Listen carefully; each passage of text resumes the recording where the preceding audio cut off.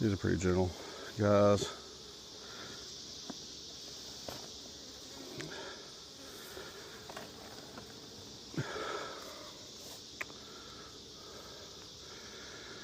If you leave the queen excluder on, the brood will move up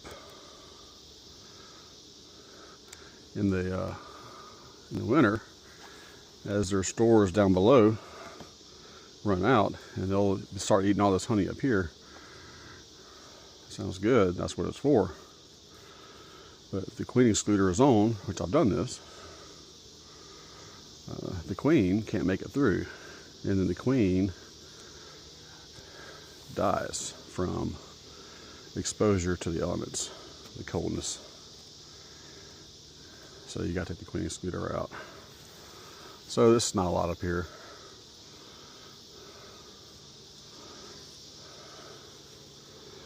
I just wanted to look and see, and that's okay. They're up here looking. Let me look in one of the middle frames. I'm just curious if they started. These were frames of comb.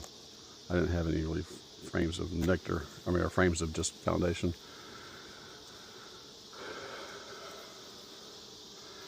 Nah, not doing a whole lot. Let me look here on the sides. I'm not seeing it. That's all right. I'm all right.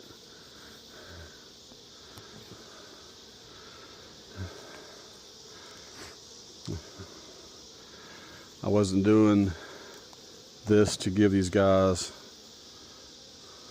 a place to make honey for my harvesting. I was doing it to give these guys space. Let's see if I can pull that queen excluder off.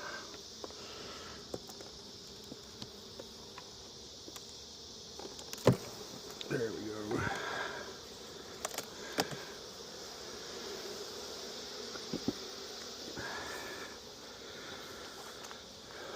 Look at that.